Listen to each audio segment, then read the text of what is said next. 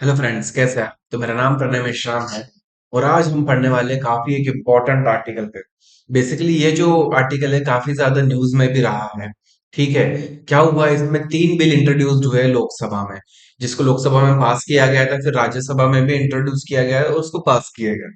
अब ये bill basically क्या है, किस चीज के बारे में बात करते हैं, हम इन सारी चीजों के बारे में अब पढ़ने वाले हैं। ठीक है। तो चलिए शुरू करते हैं। देखिए क्या होता है दिसंबर 20 को। ठीक है, ऑन 20 दिसंबर 2023 को क्या होता है, लोकसभा पास करती है 3 नए बिल। ठीक है, और यह बिल किसके रिलेटेड है? क्रिमिनल लॉ से रिलेटेड ये बिल है। ठीक है, और इस बिल का मकसद क्या है? इन बिल का मकसद बेसिकली ये है कि जो हमारा इंडियन लीगल सिस्टम है उसको उस थोड़े चेंजेस लेके आना। ठीक है, और एक ऐसा जुडिशियल और एक ऐसा जस्टिस सिस्टम एक्स्टेब्लिश करना जो हमारी एक इंडियन थिंकिंग पे बेस्ड है। ठीक है। अब 3 बिल जो लेके गए आए हैं वो बेसिकली क्या है और किन बिल्स को वो रिप्लेस करेंगे, देखो। इन बिल्स के आने के पहले हमारा जो क्रिमिनल लॉ सिस्टम था वह 3 लॉ से गवर्न होता था। एक पहला लॉ था इंडियन पीनल कोड 1860। ठीक है, इसके अलावा और एक लॉ था क्रिमिनल प्रोसीजर कोड 1973। और इसके अलावा और एक लॉ था जिसका नाम था इंडियन एविडेंस एक्ट 1872। पर इन तीनों लॉ को हटा के अब नए लॉ लेके आए गए हैं क्रिमिनल लॉज में। और वह कौन कौन से लॉ है? पहला लॉ होगा भारतीय न्याय सेकंड संहिता 2023 बिल। ठीक है। अब बेसिकली ये किसको रिप्लेस करेगा? ये इंडियन पिनल कोड को 1860 के। ठीक है, इसके अलावा भारतीय नागरिक सुरक्षा संहिता बिल। ठीक है, और इसके अलावा एक भारतीय साक्ष्य बिल, यानी साक्ष्य यानी आपको समझ में आ गया, यह बेसिकली रिप्लेस करेगा इंडियन एविडेंस को। ठीक है, भारतीय नागरिक सुरक्षा यानी क्या है? यह क्रिमिनल प्रोसीजर को रिप्लेस करेगा। और जो न्याय संहिता बिल है वह रिप्लेस करेगा इंडियन पिनल कोड ऑफ 1860 को। ठीक है। अब ये जो भारतीय न्याय संहिता है 2023 का, तो इसमें बेसिकली क्या क्या चीजें इन बिलों में बोली गई है। ठीक है। अब देखो क्या होता है, सबसे इंपॉर्टेंट चीज और पहली चीज, डेफिनेशन ऑफ टेररिस्ट एक्ट। ठीक है, क्योंकि क्या कई बार क्या होता है, कौन सा एक्ट टेररिस्ट एक्ट होता है हमें कई बार पता ही नहीं होता है। ठीक है, तो कई बार जो प्रोटेस्ट है या कई बार जो नॉर्मल इवेंट्स है, कई बार आप उसको भी क्या उसको टेररिस्ट एक्ट के दायरे में गिनोगे या नहीं गिनोगे। तो इसलिए क्या होता है, कई बार टेररिस्ट एक्ट क्या है उसको डिफाइन करना बहुत जरूरी होता है। ठीक है, तो इस लॉ में क्या हुआ है, डेफिनेशन दी गई है कि टेररिस्ट एक्ट क्या होगा।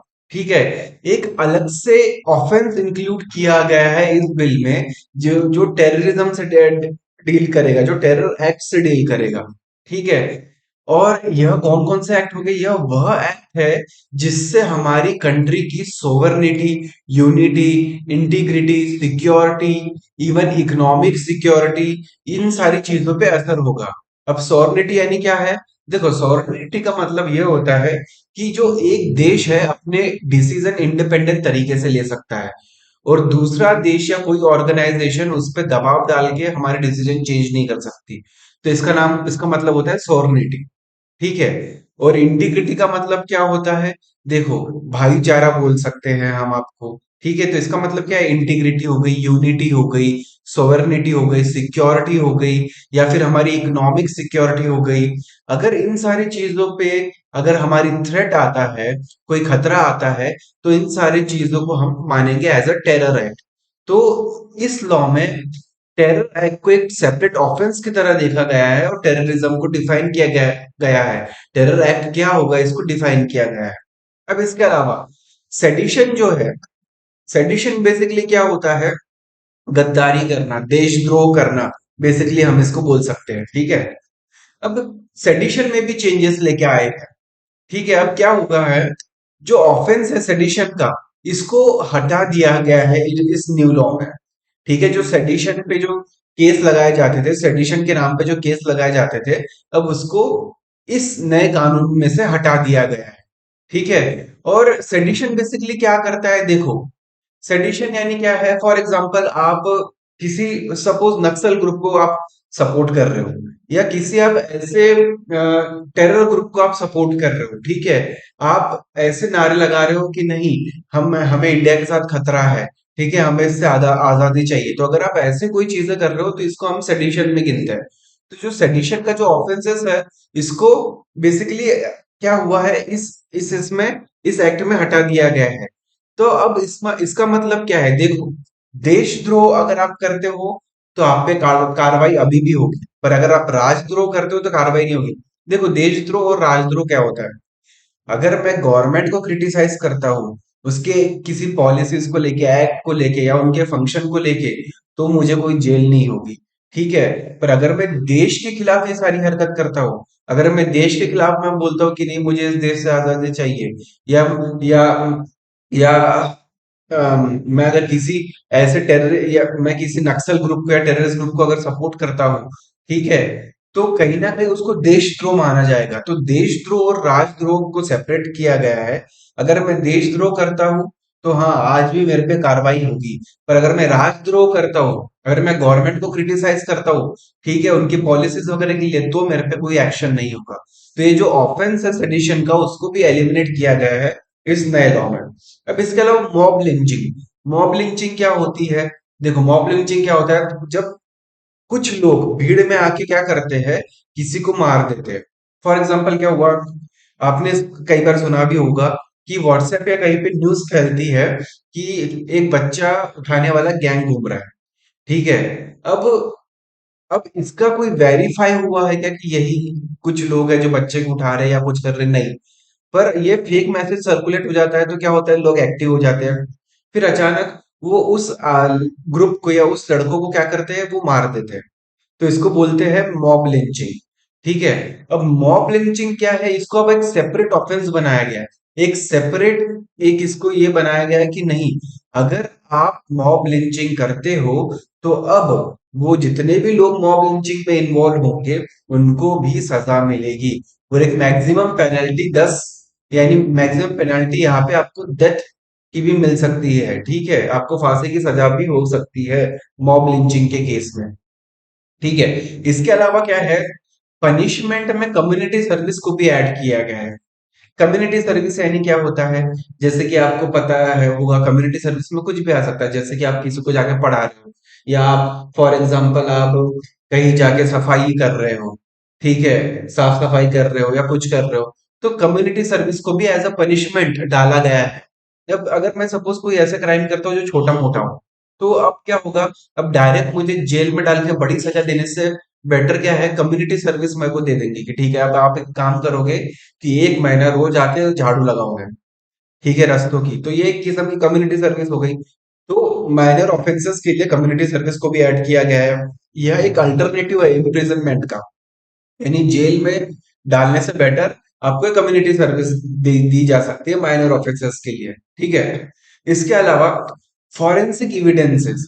अब क्या होगा, क्या होता है, कई बार जब क्राइम होता है, तो जब पुलिस जाके इन्वेस्टिगेशन करती है, तो कई बार उनको उतना क्लियरली पता नहीं होता है कि किस वे से जो जो आपको एविडेंस है कलेक्ट करना है। तो क्या होता है, उसके लिए फॉरेंसिक टीम आती है। फॉरेंसिक टीम को पता होता है कि ठीक है, क्या बालों के स्ट्रैंड कलेक्ट करना है, या ब्लड सैंपल कलेक्ट करना है, या क्या करना है, कैसे करना है। तो अब यह बोला गया है इस लॉ में कि अब कंपल्सरीली कलेक्शन होगा फॉरेंसिक एविडेंस का। फॉरेंसिक टीम आएगी और वह कलेक्ट करेगी सारे एविडेंसेस को। जो भी फॉरेंसिक एविडेंस है, उसको कंपल्सरीली फॉरेंसिक टीम आके कलेक्ट करेंगे। अब इससे होगा क्या, इससे ये होगा कि जो केस है, वो जो पेंडिंग रह जाते हैं, और जो गुनेगार है वो जो छूट जाते हैं, वो सारी चीजें ना हो। जो केस है वह, अब देखो, आपके पास सारे अगर एविडेंस है तो केस का जो प्रोग्रेशन है वह भी फास्ट तरीके से होगा, इन्वेस्टिगेशन जल्दी जल्दी हो पाएगी। तो कैसा, इससे जो rate of disposal of cases भी है वह बढ़ेगा। अब इसके अलावा और एक चीज बोली गई है कि एक मैंडेटरीली यानी कंपल्सरीली अब ऑडियो और वीडियो रिकॉर्डिंग होगी विक्टिम के स्टेटमेंट की। विक्टिम यानी क्या है, जिसके साथ कुछ गलत चीज हुई है। फॉर एग्जांपल हम बोल सकते हैं कि रेप विक्टिम। ठीक है, अगर विक्टिम की क्या है, मैंडेटरी ऑडियो वीडियो रिकॉर्डिंग होगी, ऐसा बोला गया है। यहाँ पे जैसे बताया भी गया है कि अगर किसी के साथ सेक्सुअल वायलेंस होता है, तो अब उसका जो स्टेटमेंट है, वो जो बोलेगी कि यार मेरे साथ ऐसा ऐसा हुआ है, तो उसकी ऑडियो रिकॉर्डिंग भी होगी और वीडियो रिकॉर्डिंग भी होगी। ठीक है, और इससे, और ये बहुत जरूरी होता है किसी भी केस में एज अ एविडेंस की तरह भी एक्ट करता है, और केस को फास्ट तरीके से डिस्पोज करने की भी तरह एक्ट करता है। क्योंकि कई बार ये हो जाता है कि विक्टिम अपने स्टेटमेंट से पलट जाता है। क्यों? क्योंकि अगर उस पे एक्सटर्नल प्रेशर अगर बनाया जाए तो कई बार वो पलट जाता है। तो ये सारी चीजें ना हो तो बेटर होगा कि हम उनकी ऑडियो वीडियो रिकॉर्डिंग करें उनके स्टेटमेंट की। ठीक है। अब इसके अलावा देखो, भारतीय नागरिक जो सुरक्षा संहिता 2023, यह बेसिकली क्या है, क्रिमिनल प्रोसीजर कोड 1973 को रिप्लेस करता है। तो इसमें बेसिकली कुछ चीजें बताई गई है।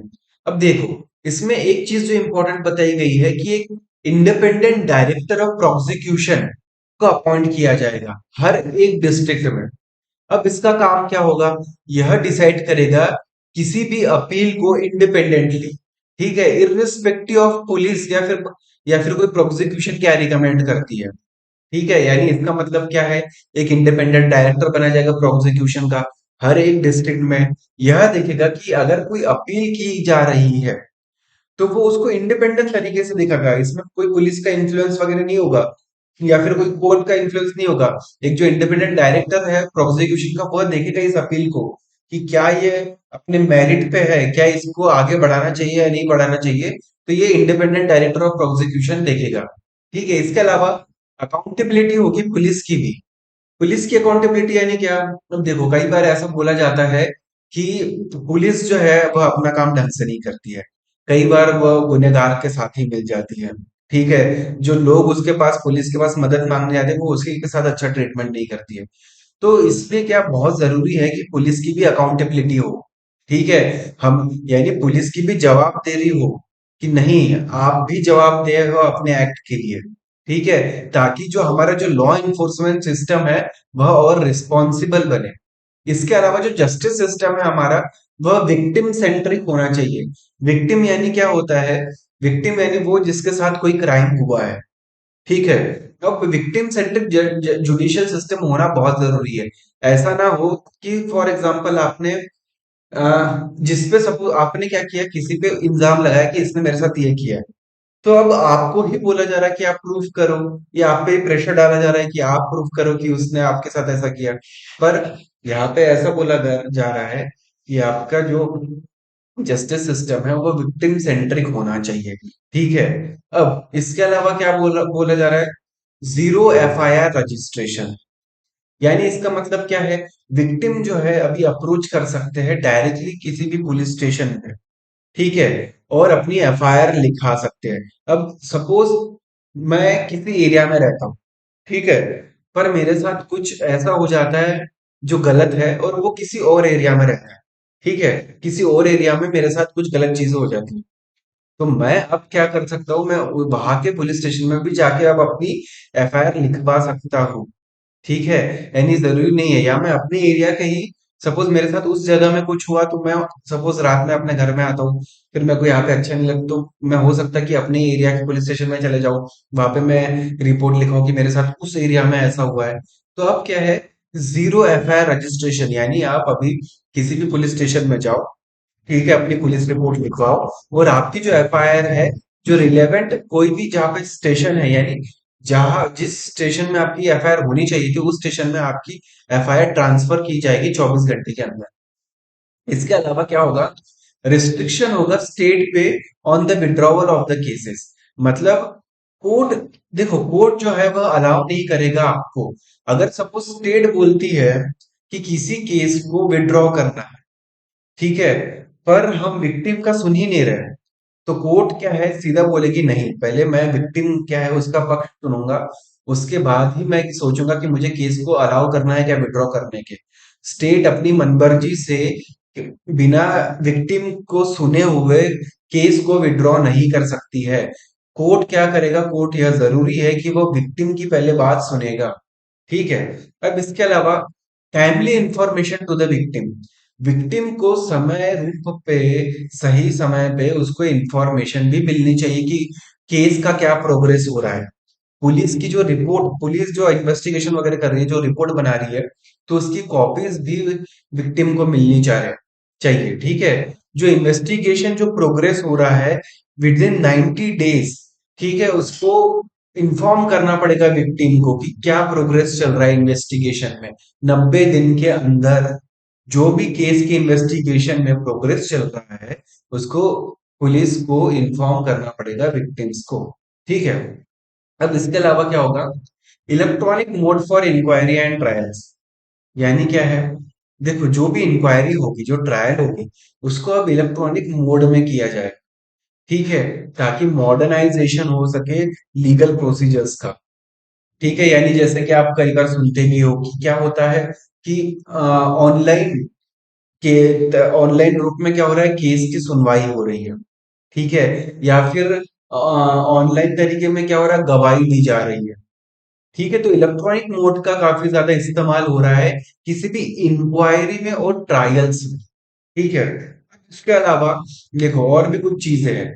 देखो और एक चीज है कि देखो एज लिमिट जो है अब कंसेंसुअल सेक्स के लिए बढ़ा दी गई है। इसका मतलब क्या है, अगर सपोज कई बार आपने सुना होगा कि चाइल्ड मैरिज जैसी कोई चीज होती है। ठीक है, तो आप देखते होंगे कि कई बार जो एक लड़की 18 साल की उम्र उसकी होने की रहती है पर कई बार उसकी शादी करवा देते हैं। तो अब इस एक्ट में बोला गया है कि भले ही आप कंसेंसुअल सेक्स करो, कंसेंसुअल बोले तो दोनों व्यक्ति सहमत हो, पर फिर भी वाइफ की एज कम से कम 18 साल होनी चाहिए। पहले के जो लॉ में क्या था कि वाइफ की एज अगर 15 साल भी होती है कंसेंसुअल सेक्स में तो अलाउड था, पर अब ऐसा नहीं है। अब कंसेंसुअल सेक्स के लिए भी वाइफ की एज कम से कम 18 साल चाहिए। ठीक है, ये एक बहुत इंपॉर्टेंट पॉइंट है जो याद रखना है। ठीक है, अब इसके अलावा हिट एंड रन केसेस के लिए भी क्या बोला गया है, देखो अभी जो है हिट एंड रन केसेस में आपको कम से कम 10 साल की सजा दी जाएगी। पर अगर सपोज हिट एंड रन में क्या होता है, विक्टिम को अगर वो जो ड्राइवर है वह उसको खुद अस्पताल वगैरह में लेके जाता है तो उसकी पनिशमेंट रिड्यूस की जाएगी। ठीक है, तो अगर विक्टिम की अगर आप मदद करते हो हिट एंड रन में तो आपकी जो पनिशमेंट है वो कहीं ना कहीं रिड्यूस की जाएगी। अब इसके अलावा क्या है, डेथ बाय निग्लिजेंस। अब क्या होता है, देखो कई बार क्या होता है हम जानबूझ को कोई किसी को मारना नहीं चाह रहा है, पर क्या हो रहा है, निग्लिजेंस में अगर सपोज किसी की मृत्यु हो गई। अब देखो क्या होता है इसमें, ये बहुत इंपॉर्टेंट है। लोकसभा में जब वेनेसडे को ये जब बिल पास किया गया, प्रेजेंट किया गया था 20 दिसंबर में, तब अमित शाह जी ने क्या बोला था कि मुझे जो डॉक्टर्स की जो एसोसिएशन है उसके रिक्वेस्ट में, तो मैं अब डॉक्टर्स पे अगर सपोज क्या होता है कि डॉक्टर अपना काम कर रहे हैं पर निग्लिजेंस में किसी पेशेंट की डेथ हो जाती है तो उस पे क्या होता है, क्रिमिनल प्रोसीडिंग्स होती थी। ठीक है, और उनको सजा दी जाती थी। तो अभी यह बोला गया है, देखो वेनेसडे को यह बोला गया था अमित शाह जी के द्वारा कि अगर निग्लिजेंस में किसी पेशेंट की मृत्यु हो जाती है तो डॉक्टर को कोई पनिशमेंट नहीं दी जाएगी। पर जब थर्सडे को यही बिल जब आप इंट्रोड्यूस करते हो राज्यसभा में तो यह स्टेटमेंट आप फिर से वापस नहीं बोलते हो। तो इसका मतलब क्या है, इस चीज को लेके थोड़ा आप बोल सकते हो थोड़ी एम्बिग्विटी है, यानी थोड़ा क्लियरिटी नहीं है। तो इसका मतलब यह है कि आज भी हम यह बोल सकते हैं कि अगर डेथ बाय निग्लिजेंस होती है तो डॉक्टर को 2 साल की सजा होगी। क्योंकि अमित शाह जी ने वेनेसडे को यह बोला तो था कि कोई सजा नहीं होगी, पर थर्सडे में जो राज्यसभा में बाद में जो बिल प्रेजेंट किया गया था ऐसा फिर से नहीं बोला गया। तो इसका मतलब क्या है, इसका मतलब यह है कि अभी भी अगर डेथ बाय निग्लिजेंस होती है तो डॉक्टर को 2 साल की सजा होगी। ठीक है, अब इसके अलावा जो स्नैचिंग है उसको भी एज अ सेपरेट ऑफेंस माना गया है। इसका मतलब क्या है, कई बार देखते होंगे आप चेन स्नैचिंग वगैरह होती है। ठीक है, तो चेन स्नैचिंग को भी अब एक अलग से एक अपराध माना गया है, एक सेपरेट ऑफेंस माना गया है।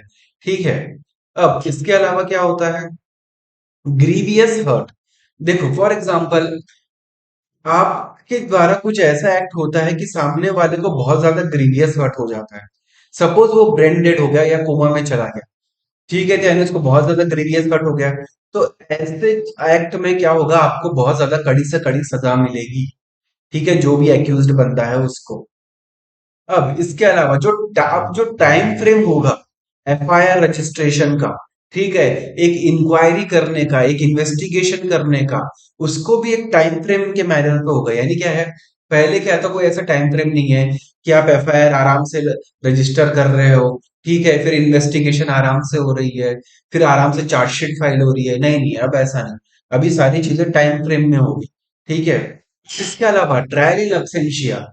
अब देखो आप जानते हो, जब मुंबई ब्लास्ट हुए थे 1992-93 के अराउंड, जब मुंबई ब्लास्ट थे, तो जो दाऊद इब्राहिम था वो क्या किया था, उसने देश छोड़ के भाग गया। अब वो यहाँ पे है ही नहीं, तो हम उसको कैसे ट्रायल करें? तो अब इस लॉ में क्या बोला है, ट्रायल इन अब्सेंशिया। इसका मतलब अगर भले वो अपसेंट हो, पर उसके अपसेंट में भी हम उसकी ट्रायल कर सकते हैं। उसको कोर्ट में उसके खिलाफ हम कार्रवाई कर सकते हैं, भले ही अगर वो अपसेंट हो तो, भले वो कहीं पे भी छुप के बैठा हो तो, ठीक है। और अगर इसमें यह बोला गया है कि अगर जो एक्यूज्ड है, अगर 90 दिन के अंदर वह कोर्ट में हाजिर नहीं होता है, तो फिर ट्रायल उसके खिलाफ शुरू किए जाएंगे, भले ही वो अब्सेंट हो। ठीक है। अब रिलीज ऑफ अंडर ट्रायल। अब इसमें क्या बोला है कि जो फर्स्ट टाइम ऑफेंडर्स है, यानी जिसने पहली बार ऐसा कोई बड़ा गुनाह किया है, तो उसको आप रिलीज कर सकते हो अगर उसने अपनी जो सेंटेंस थी उसका एक तिहाई, वन थर्ड सेंटेंस को उसने ऑलरेडी जेल में काट दिया है। अब इसका मतलब क्या है, देखो, सपोज आप कोई ऐसा क्राइम कर रहे हो जिसकी सजा है 10 साल, पर आप अंडर ट्रायल हो, आपके खिलाफ केस चले ही जा रहा है, चले ही जा रहा है, ठीक है, और आप जेल में बंद हो और आपके खिलाफ कोई ऐसा फाइनल डिसीजन नहीं आया है, पर ऑलरेडी क्या हो रहा है, ऑलरेडी सपोज आपने 4 साल जेल में काट लिए, ठीक है, फॉर एग्जाम्पल आपने वन थर्ड जो आपकी सेंटेंस थी, फॉर एग्जाम्पल अगर आपको यह माना जाता कि आप दोषी हो तो आपको पूरी 10 साल की सजा होती, पर अब क्या है, आपके खिलाफ केस चलता ही जा रहा है और आप, और 3-4 साल हो गए आप जेल में पड़े हुए हो। तो अगर आपने एक तिहाई सेंटेंस, वन थर्ड सेंटेंस जेल में काट दी है, और आप पहले फर्स्ट टाइम ऑफेंडर हो, तो आपको रिलीज किया जाएगा। और यह किसकी बात हो रही है, अंडर ट्रायल। और सेम अगर कोई रिपीट ऑफेंडर है, यानी उसने फॉर एग्जांपल यही क्राइम, या वो थोड़ा क्रिमिनल है, एक दो बार ऐसा उसने ऑफेंस करके रखा है, पर वो अंडर ट्रायल है, उसके खिलाफ भी केस चल ही रहा है, और उसने 10 में से सपोज उसने 5 साल जेल में काट दिए, तो भी उसको आप रिलीज कर सकते हो। मे बी रिलीज, ऐसा जरूरी नहीं है कंपलसरी कि आप रिलीज ही कर दोगे, पर मे बी रिलीज्ड। ठीक है। अब इसके अलावा जो कन्विक्ट्स है वही सिर्फ मर्सी पिटीशन फाइल कर सकता है अगेंस्ट द डेथ सेंटेंस। देखो अब क्या होता है, अगर किसी गुनहगार को अगर आप डेथ सेंटेंस देते हो, तो वह क्या करता है, अपनी डेथ सेंटेंस के एग्जीक्यूशन के पहले प्रेसिडेंट को एक चिट्ठी लिख सकता है कि आप मुझे मर्सी पिटीशन दो। मर्सी पिटीशन यानी मुझे माफ कर दो, कि ठीक है मुझसे ये गलती हो गई, आप मुझे माफ कर दो। तो डेथ की सेंटेंस की जगह हो सकता है कि आपको लाइफ इम्प्रिजनमेंट दी जाए, ठीक है, आजीवन कारावास दिया जाए। पर पहले क्या था, कोई तीसरी पार्टी या फिर कोई एनजीओ भी आपके बिहाफ पे मर्सी पिटीशन फाइल कर सकती थी। यानी अगर मैंने कोई क्राइम किया और मुझे डेथ सेंटेंस मिली है, तो मेरे अलावा अगर सपोज कोई कोई एनजीओ है या कोई तीसरा बंदा है, तो मेरे बिहाफ पे वो चिट्ठी लिख के प्रेसिडेंट को भेज सकता था कि यार मुझे मर्सी दे दो। पर अभी ऐसा नहीं होगा, अभी अगर मेरे साथ ऐसा कुछ हुआ है तो मैं ही मर्सी पिटीशन फाइल कर सकता हूँ। ठीक है। अब इसके अलावा EFIR, electronic FIR, first information report, यानी आप, अब क्या होता है, देखो कई बार लोग जो होते हैं वो हेजिटेट करते हैं पुलिस स्टेशन में जाने से, वो खुद पुलिस से डरते हैं। तो क्या होता है, अब आ गया है इलेक्ट्रॉनिक FIR। ठीक है। स्पेशली ये कौन कौन से केसेस में, सेक्सुअल वायलेंस के केसेस में, क्योंकि अगर जब लोग डरेंगे पुलिस स्टेशन में जाने से, तो अब आप इलेक्ट्रॉनिक मीडियम से भी अपनी FIR दर्ज करा सकते हो। अब इसके अलावा video recording during the search procedure. अब देखो, अब क्या होता है, कई बार सर्च ऑपरेशन पुलिस करती है। फॉर एग्जांपल आपने किसी के खिलाफ रिपोर्ट लिखवाई कि मेरे साथ उसने ऐसा ऐसा किया, कुछ किया, या उसके घर पे ऐसे ऐसे एविडेंस हो सकते हैं, तो पुलिस जाके उसके घर पे तलाशी लेगी। तो तलाशी क्या भी कंपलसरी वीडियो रिकॉर्डिंग होगा। अब आप ऐसे हवा में कुछ पंचनामा बना के नहीं दे सकते हो, आपको वीडियो रिकॉर्डिंग करनी पड़ेगी सर्च प्रोसीजर की, और यह कंपलसरी होगा। ठीक है। अब इसके अलावा forensic science laboratory team visit, जैसे कि मैंने अभी आपको बताया था कि जो फॉरेंसिक साइंस की जो टीम होगी, अब वह जाएगी कंपलसरीली किसी भी क्राइम सीन पे, और वह एविडेंस इकट्ठा करेगी। वह आपके बाल या कुछ कुछ भी हो, आपका DNA सैंपल, यह फॉरेंसिक टीम बेटर तरीके से कलेक्ट कर सकती है, ना कि कोई पुलिस। तो फॉरेंसिक टीम क्राइम सीन में जाएंगी, फॉरेंसिक टीम, और वह एविडेंस को कलेक्ट करेगी। अब इसके अलावा एक विटनेस प्रोटेक्शन स्कीम भी होगी कि जो विटनेस है, जो गवाही देने वाला है, उसको भी प्रोटेक्ट किया जाएगा।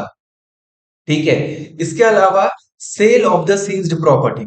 अब देखो इसमें क्या होगा, कोर्ट है वह परमिट कर सकता है कि अगर कोई ऑब्जेक्ट से व्हीकल सीज किया गया है, ठीक है, कोई भी ऑब्जेक्ट या व्हीकल अगर सीज किया गया है, तो कोर्ट आपको परमिट कर सकता है कि 30 दिन के अंदर आप उसको सेल कर लो, पर आपको उसकी वीडियो और फोटोग्राफिक एविडेंस कलेक्ट करके रखना पड़ेगा। यानी कोर्ट आपको परमिट कर सकता है कि जो भी आपने एविडेंस, जो भी आपने सपोज आपने आपने कहीं पे सर्च ऑपरेशन किया, तो आपको कुछ चीजें मिली, जैसे कि आपको व्हीकल कुछ मिल गया या फिर कोई सामान मिल गया, तो आपने वो पुलिस के कब्जे में ले लिया। अब कोर्ट आपको अलाउ कर सकता है कि 30 दिन के अंदर आप वो चीजें सेल कर लो, बस आप उसका वीडियोग्राफिक और फोटोग्राफिक एविडेंस बना लो, बात खत्म। ठीक है। अब इसके अलावा इलेक्ट्रॉनिक एविडेंस को भी एक्सेप्ट कर किया जाएगा आपसे। यानी अगर कोई मैसेज भेजा गया है, तो इसको भी एज अ एविडेंस माना जाएगा। सपोज आपका स्मार्टफोन है, कोई लैपटॉप है, कोई वेबसाइट है आपकी, या फिर कोई लोकेशनल एविडेंस है, उसको भी एज अ प्रूफ की तरह माना जाएगा। यानी इलेक्ट्रॉनिक एविडेंस को भी अब एज अ प्रूफ की तरह माना जाएगा। अब इसके अलावा जो क्रिमिनल कोर्ट्स की जो हायरार्की है, ठीक है, वह पूरे इंडिया में सेम नहीं है। ठीक है, तो अब क्या होगी, यह बोला गया कि जो हायरार्की है क्रिमिनल कोर्ट की, वह भी पूरे इंडिया में सेम ही होगी। यानी एक कोर्ट के बाद वह केस दूसरे कोर्ट में जाएगा अपील के बाद, फिर अपील से तीसरे कोर्ट में जाएगा। तो ये जो हायरार्की है कोर्ट की, तो वह अब यूनिफॉर्म होगी क्रिमिनल केसेस। ठीक है। अब इस ये जो क्रिमिनल लॉ बिल है, इसका क्या सिग्निफिकेंस है, क्या इसका इंपॉर्टेंस है? देखो अब इसने क्या किया है, जो आउटडेटेड लॉ थे, जैसे कि Indian penal code 1860, code of criminal procedure 1973 और इंडियन एविडेंस एक्ट 1872, इन सारी चीजों को इसने रिप्लेस कर दिया है। और अब मॉडर्नाइजेशन ज्यादा से ज्यादा क्या हो रहा है, हमारे लॉ लॉ इन्फोर्समेंट सिस्टम में अब क्या हो रहा है, मॉडर्नाइजेशन हो रहा है, आधुनिकरण हो रहा है। ठीक है। इसके अलावा जो टेररिज्म है, टेररिस्ट एक्ट क्या होगी, टेररिज्म क्या होगा, इसको भी डिफाइन किया गया है इस एक्ट में। ठीक है। और इसके अलावा क्या हो रहा है, फ्रीडम ऑफ एक्सप्रेशन। यानी अगर आप किसी भी फॉर एग्जांपल आप गवर्नमेंट को क्रिटिसाइज करते हो, तो आपको सिडिशन के खिलाफ आपके आपके खिलाफ केस दर्ज नहीं होगा। यानी अगर आप किसी गवर्नमेंट के खिलाफ प्रोटेस्ट करते हो, तो आपको आप पे देशद्रोह का मामला नहीं लगेगा। ठीक है, तो इसका मतलब क्या है, freedom of speech and expression अब आप पूरी तरह से एक्सरसाइज कर पाओगे। ठीक है। अब ये किस में आता है, आर्टिकल 19 क्लॉज 1। ठीक है।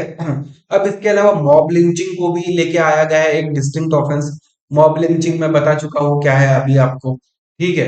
अब इसके अलावा क्या है, ह्यूमैनिटेरियन अप्रोच। यानी अब आप माइनर ऑफिसर्स करते हो, कोई छोटा मोटा अपराध करते हो, तो आपको community service as a punishment provide की जाएगी। तो माइनर, तो यह क्या है, एक ये ह्यूमैनिटेरियन अप्रोच है। ठीक है।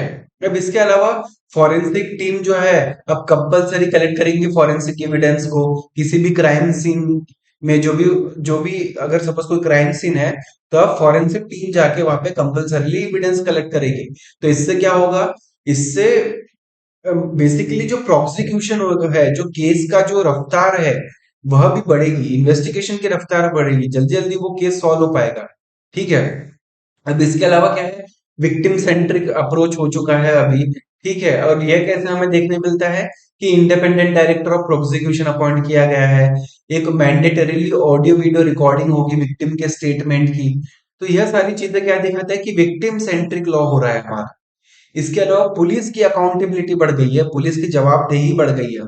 अब पुलिस पे भी कार्रवाई हो सकती है। ठीक है। इसके अलावा जीरो एफआईआर रजिस्ट्रेशन। यानी कि क्या है, विक्टिम अब किसी भी पुलिस स्टेशन में जाके अपनी रिपोर्ट दर्ज करवा सकता है, और वह रिपोर्ट जो है आपके रिस्पेक्टिव पुलिस स्टेशन में ट्रांसफर की जाएगी 24 घंटे के अंदर। इसके अलावा जो एफआईआर रजिस्ट्रेशन करने का टाइम, इन्वेस्टिगेशन करने का टाइम, ट्रायल करने का टाइम, उस पे भी एक टाइम फ्रेम लगा दिया जाएगा, ताकि जल्दी से जल्दी ये सारी चीजें कंप्लीट हो सके। ठीक है। इसके अलावा जो ऑफेंसेस है, कोई कोई जो भी ऑफेंस है किसी वुमेन या चिल्ड्रन के खिलाफ होता है, तो उसको प्रायोरिटी बेसिस पे देखा जाएगा। ठीक है। अब इसके अलावा टेक्नोलॉजी का इस्तेमाल किया गया है, इलेक्ट्रॉनिक एविडेंसेस का इस्तेमाल होगा, इलेक्ट्रॉनिक तरीके से एफआईआर फाइल कर सकते हो आप, वीडियो रिकॉर्डिंग हो सकती है सर्च प्रोसीजर की। ठीक है, इसके अलावा विटनेस प्रोटेक्शन होगा, ताकि जो विटनेस है उसकी सेफ्टी रहे। इसके अलावा क्या है, जो प्रॉपर्टी है उसका सेल को भी, जो भी आप जो है सर्च वगैरह के दौरान जो भी आप ऑब्जेक्ट या व्हीकल को आप जो सीज करते हो, आप कोर्ट उसको अलाउ कर सकता है कि आप उसको सेल कर लो एक 30 दिन के अंदर, एक स्टिपुलेटेड टाइम के अंदर। ठीक है, अब इसके अलावा एक जो क्रिमिनल कोड्स है उसकी हायरार्की भी अब यूनिफॉर्म कर दी गई है थ्रू आउट द इंडिया।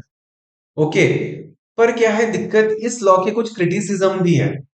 अब क्रिटिसिज्म क्या है, देखो यह हो सकता है कि ह्यूमन राइट वायलेशन हो सकता है कि जो लॉ इन्फोर्समेंट एजेंसीज है वह इन चीजों का गलत इस्तेमाल करे, और क्या है, लोगों का ह्यूमन राइट का ही वॉयलेशन हो जाए। तो इसलिए सेफगार्ड्स होना, एक प्रोटेक्शन होना लोगों के लिए भी बहुत जरूरी है। अब देखो क्या है, जैसे कि ऑफेंसेस लाइक टेररिज्म या फिर ऑर्गेनाइज्ड क्राइम, या फिर यह बोलना कि देश की जो सोवरेनिटी यूनिटी इंटीग्रिटी खतरे में है। अब यह क्या है, ये थोड़े वेग टर्म्स है, क्लियर नहीं है। यानी इसका मतलब क्या है, मैं इन टर्म्स का इस्तेमाल करके मैं आप पे झूठा केस भी कर सकता हूँ। यानी इसको मैं गलत तरीके से भी यूज कर सकता हूँ, क्योंकि जो, अब मैं बोलता हूँ कि आपने देश की सोवरेनिटी यूनिटी इंटीग्रिटी पे खतरा डाला है। क्यों? क्योंकि आपने यह चीज बोली है। पर ये तो वेग है, क्योंकि क्या चीज इस गुनाह में आनी चाहिए, ऐसा क्लियर कट नहीं बता, एक लिस्ट नहीं बताई गई है कि किन चीजों से हमारी सोवरेनिटी यूनिटी इंटीग्रिटी पे खतरा आ सकता है। तो इससे यानी इसमें लॉ का अब्यूज कर सकता हूँ। टेररिज्म वाले जो जो एक सेपरेट ऑफेंस बनाया गया है, मैं इसको अब्यूज कर सकता हूँ। ठीक है, तो और जैसा कि मैंने अभी बताया कि आपके ह्यूमन राइट बहुत इसेंशियल है। ठीक है, इंडिविजुअल राइट बहुत ज्यादा इसेंशियल है। और ऐसा ना हो कि आप एजेंसीज को, पुलिस या कोर्ट को इतना ज्यादा पावरफुल कर दो इन लॉ के थ्रू कि जो नॉर्मल इंसान है उसके फंडामेंटल राइट या ह्यूमन राइट अफेक्ट। ठीक है, तो ये सारी चीजें थी इस आर्टिकल में जानने के लिए। इससे बाहर मेरे को नहीं लगता कि आपको एग्जाम में पूछा जाएगा। देखो क्या होता है, अब ये कैसा एक बहुत बड़ा लॉ है। अब कैसा है, देखो इंडियन पिनल कोड कितना बड़ा सिस्टम, कितने सारे ऑफेंसेस है। ठीक है, फिर बाद में क्रिमिनल प्रोसीजर कोड कितना बड़ा ऑफेंसेस है, कितना बड़ा वो लॉ होगा।